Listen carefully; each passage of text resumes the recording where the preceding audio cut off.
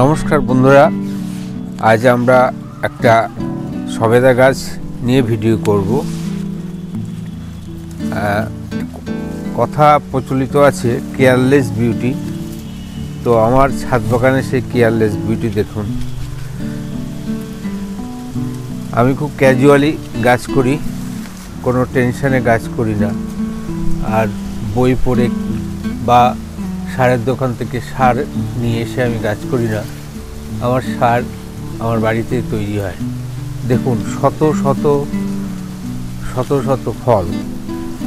শত ফল ধরেছে এবং গাছটি দেখতে খুব সুন্দর লাগছে। এদিকে দেখুন, এপাশে ফল, এদিকে দেখুন এপাশে ফল, উপরে তারপর ওই পাশে গাড়ি ডালগুলোতে দেখুন, এবং আবারও ফল আসছে। দেখুন আবারও ফল আসছে, এই দেখুন আবারও ফল আসছে, এই দেখুন ফল এখানে শেষ না, এই আসতেই থাকে। আর একটা সময় বড় হলে আমরা পেরে নিই, মাঝে মধ্যে পাখিও খায়। তো এই গাছটি সোজা করে রাখার জন্যে আমি এই গ্যালভানাইজের একটা কি বলবো খুঁটি বলছি, তো সেটা আমরা বসিয়ে নিয়েছি। যেহেতু 20 লিটার রঙের বালতিতে করা, গাছটা গোড়াটাও বেশ মোটা হয়েছে, ডালপালা ছেড়েছে, এই গাছ বেঁকে যাচ্ছে। তো সেটা সোজা করে রাখার চেষ্টা করেছি আমি এইভাবে। আর খাবার বলতে ক্যাজুয়ালি গাছ করি বললাম, যে আমার গাছের খাদ্য আমি নিজে বাড়িতেই তৈরি করি। ম্যাক্সিমামটা, সম্পূর্ণটা নয়, বিশেষ করে পাতা পচা আর সবজির খোসা ভেজানো জল, এই দুটো মেইনলি। আর একটু খোল কিনতে হয়, অ্যাডিনিয়ামের জন্যে হাড়ের গুঁড়ো শিংকুচি কিনতে হয়, তো সেগুলো এসব গাছেও দেওয়া হয়। এই দেখুন, এখন বোঝা যাচ্ছে মাটিটা দেখায়, এই যে হাড়ের গুঁড়ো, অবশ্য হাড় আছে এখানে এখনো। আর মাঝে মধ্যে খুঁড়ে দিয়ে আমি এক মুঠো সার, মানে হয় গোবর সার, নইলে শিংকুচি অথবা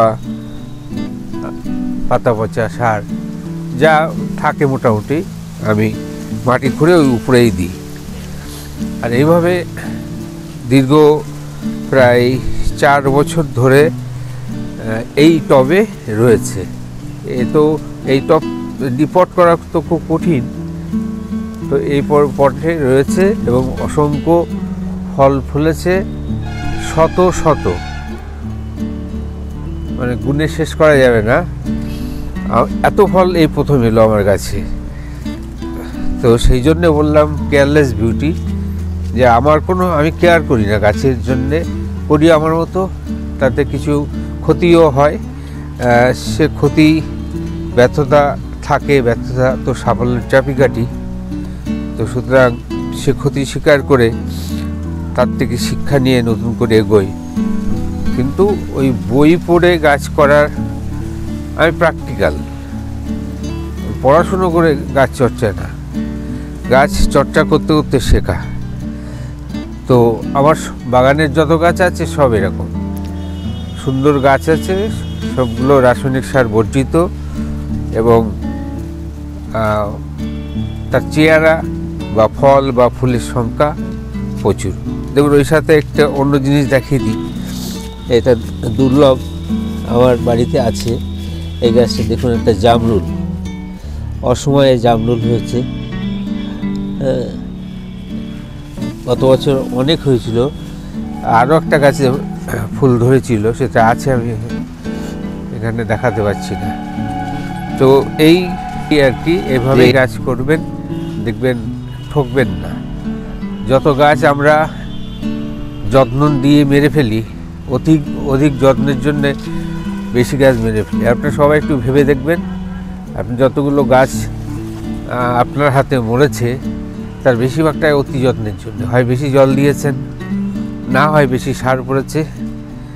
তো আমার অভিজ্ঞতা বলে, আমাকে অনেকে ফোন করে, তখন আমি কিন্তু একটা কথাই বলি যে অধিক যত্ন দরকার নেই। গাছের নিজেরই একটি মানে শক্তি আছে, নিজস্ব শক্তি আছে। সে নিজের খাদ্য নিজেই তৈরি করছে, তার যেটুক মাটিতে রয়েছে সেখানে তার ব্যবস্থা আছে। কারণ কি, আমি যেহেতু রাসায়নিক কীটনাশক বা সার দিই না, তাই সেই জন্যে ওখানে যে সার তৈরির জন্যে মাটিতে যে সমস্ত জীবাণু, কেঁচো বা গোবরে পোকা, এই ধরনের যেসব পোকা টোকা থাকে, সেগুলো কন্টিনিউয়াসলি ওখানে সারের যোগান দিয়ে যাচ্ছে। ওরা ওখান থেকে খাবার খাচ্ছে এবং সেগুলো গাছের আবার ওখানে বংশবিস্তার করছে এবং এইভাবে গাছের খাদ্য তারা তৈরি করে দিয়ে যাচ্ছে। তো যাই হোক, এইটাই ছিল আমার আজকের ভিডিও। অনেক কথা বলার ছিল, কিন্তু এই মুহূর্তে আমার একটু সমস্যা হচ্ছে, কারণ ওষুধ খাচ্ছি, এই মুখ শুকিয়ে যাচ্ছে। তো সেই জন্য কথাগুলো বলতে একটু অসুবিধা হচ্ছে, হয়তো বুঝতে অসুবিধা হতে পারে। তবে মূল কথা হচ্ছে যে খুব স্বাভাবিকভাবে গাছ করুন, কোনো টেনশন দরকার নেই, কোনো রাসায়নিক সার বাড়িতে আনার প্রয়োজন নেই। এভাবে গাছ করুন, নিশ্চয়ই গাছে ফল ফলবে। আপনারা সবাই ভালো থাকবেন।